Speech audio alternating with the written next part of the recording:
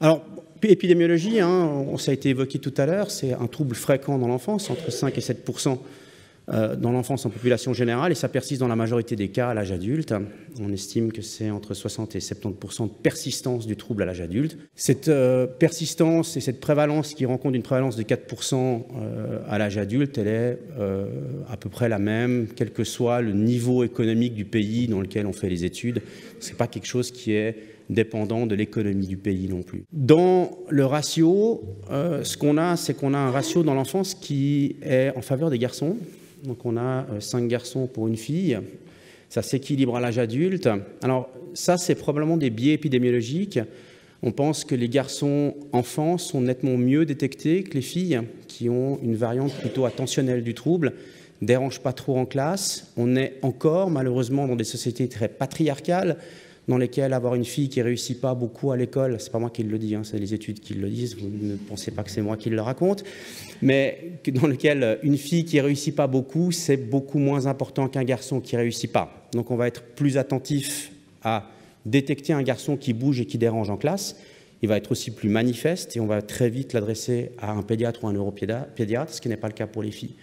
Ça s'équilibre à l'âge adulte parce que les femmes viennent consulter souvent d'elles-mêmes après en évoquant « mais moi, depuis toute petite, j'ai quand même des difficultés à suivre les cours, j'ai des difficultés attentionnelles, je ne me concentre pas suffisamment, ça me pose des problèmes dans la vie de tous les jours, dans mon boulot, etc. » Et c'est ce qui explique probablement le fait que ça s'équilibre à l'âge adulte. Donc on a autant d'hommes que de femmes qui souffrent du trouble.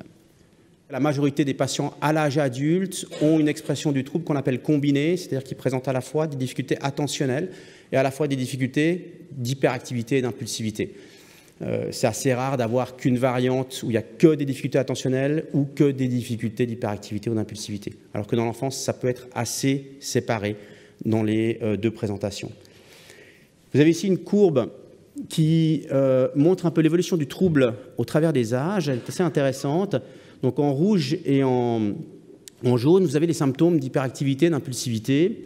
Et en bleu, les symptômes, enfin bleu-vert comme ça, les symptômes d'inattention. Alors je vais revenir sur les symptômes tout à l'heure, mais pour vous montrer qu'enfant, on a une prédominance d'hyperactivité, d'impulsivité, donc des enfants qui ont de la peine à bouger à rester en place, qui ont de la peine à ne pas parler, à ne pas interrompre l'autre, qui peuvent être parfois un peu bagarreurs à l'école, très impulsifs. Ce qu'on se rend compte avec le temps dans les études, c'est que ça diminue. Ce n'est pas que ça disparaît, mais ça s'intériorise probablement. Mais il va avoir plein de pensées dans la tête. D'accord ? Donc ça va commencer à penser sur qu'est-ce que je vais faire comme course demain à la Migros.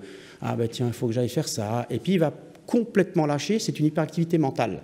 Et ça fait que ça se transforme en difficulté attentionnelle. Ce qui est particulier aussi, et ce qu'on voit ici, c'est l'augmentation à partir de l'adolescence de ce qu'on appelle les comorbidités. Donc les comorbidités, c'est les autres troubles associés, en dehors du TDAH. Les personnes qui ont un TDAH, ce n'est pas une vie toujours facile. Et au bout d'un moment, on a des difficultés autres qui vont apparaître, comme des troubles anxieux, des dépressions, des consommations de substances, etc., qui vont particulièrement émerger à l'adolescence. Et ça, c'est probablement en lien aussi avec le retrait du contrôle parental. Alors, le diagnostic, c'est un diagnostic essentiel. Alors ça, je parle de l'adulte. Je ne vais pas vous parler du diagnostic chez l'enfant. Je vais vous parler du diagnostic chez l'adulte. Chez l'adulte, c'est basé sur l'entretien clinique. Tous les autres outils qu'on utilise sont des outils d'aide au diagnostic, mais un diagnostic se base chez l'adulte sur un entretien avec son patient. Donc, on va essayer de mettre en évidence des critères attentionnels et des critères d'impulsivité et d'hyperactivité sur ce que je vous ai évoqué tout à l'heure, sur la base du DSM-5, qui est ce manuel diagnostic des pathologies mentales. Alors, il faut évidemment que ces symptômes aient un impact sur le quotidien de la personne. Bon, ce n'est pas parce que j'ai des difficultés attentionnelles ou une hyperactivité ou une impulsivité que j'ai forcément un TDAH. Il faut que ça impacte au moins 2 sphères de la vie de la personne. Donc, ça peut être professionnel et familial, professionnel et amical. Ça doit persister, donc ça doit être quelque chose qui est durable dans le temps.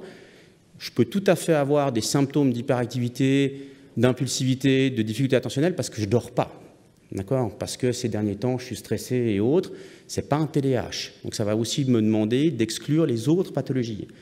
Et puis, chez l'adulte, il faut au moins 5 symptômes. Alors, il y a toute une liste, on va essayer de les voir un petit peu en détail. Il y a 9 critères attentionnels, 9 critères hyperactifs impulsifs, il en faut 5 pour souffrir du trouble. Ça ne suffit pas de simplement poser un questionnaire ou même un entretien semi-structuré sur la base d'un questionnaire. Il faut vraiment un entretien clinique. Ça peut prendre parfois du temps. Moi, je mets au minimum 2 heures. Si c'est facile, ça peut être plus long.